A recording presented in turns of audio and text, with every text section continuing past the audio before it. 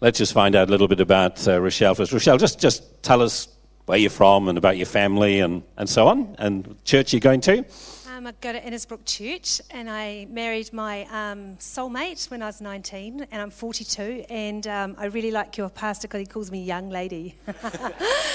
I've got 2 teenage daughters. Melody, she's 18, and she's just started Massey University here in Wellington, and we've got a 16-year-old daughter, Zoe, and 2 dogs, and a cat.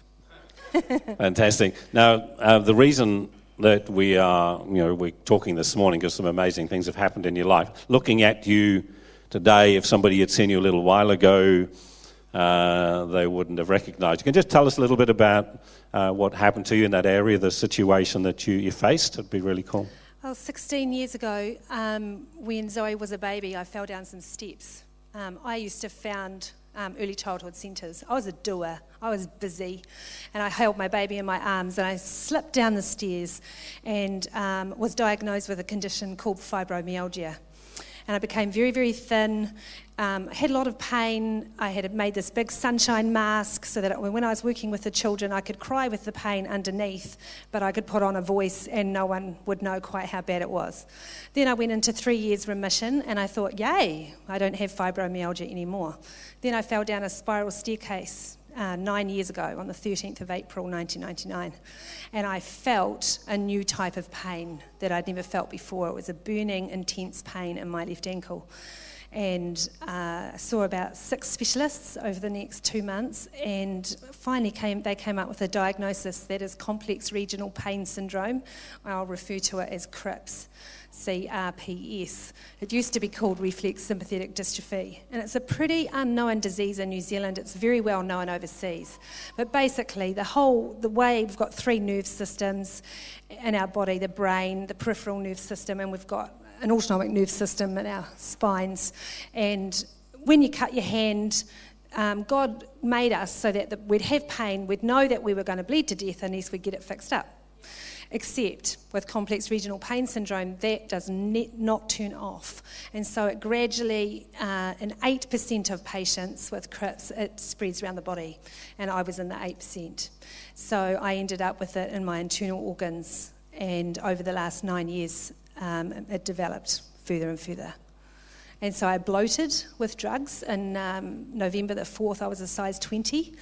And was wheelchaired, could walk on crutches, I could stand for a few moments without holding on, but my life was mainly spent in hospital and snatches of time at home with my family.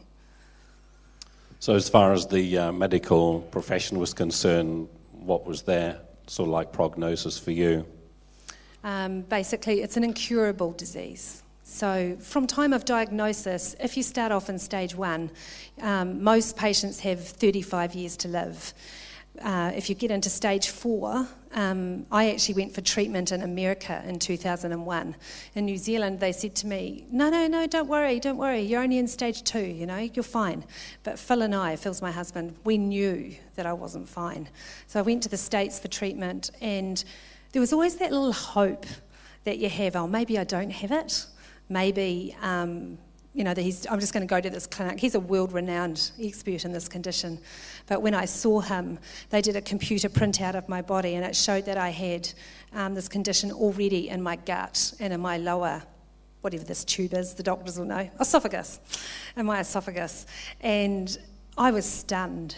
I was so stunned, and I couldn't even read my diagnosis when I got home. I was already in late stage 4. He said, you're in such a serious condition, why have you taken so long? And it was like, whoa, I've jumped 2 stages already.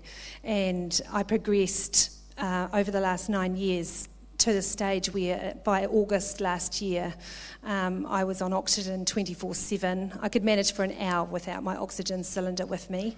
My husband would often come to me and say, you need oxygen now, put your nasal prongs in, use it. And I would have massive attacks. So I could be talking to someone and then within 3 seconds be completely convulsing in pain on the floor, hurled off to hospital. They'd take 4 hours sometimes to get a cannula in my veins because all my veins were shot. But the worst thing that happened was in Easter of 2006, and that's when the crypt spread to my eyes. Prior to that, I would read 5 to 6 books a week, but at Easter time, it spread to my eyes, and I couldn't have stood up here now. I had dark glasses on the entire time, and I couldn't bear any light. So for an entire year, I lay on the couch. All the curtains in the house were pulled. My family lived in darkness along with me, and I couldn't bear the light. Never went outside when it was sunny. And so I got Sky and listened to documentaries and listened to DVDs and tried really hard to not be too boring. But the reality was I was really boring because you also lose your short-term memory. So, and my family tease me now that God has healed me, but however, my memory has yet to be restored. Yeah, I think, when we spoke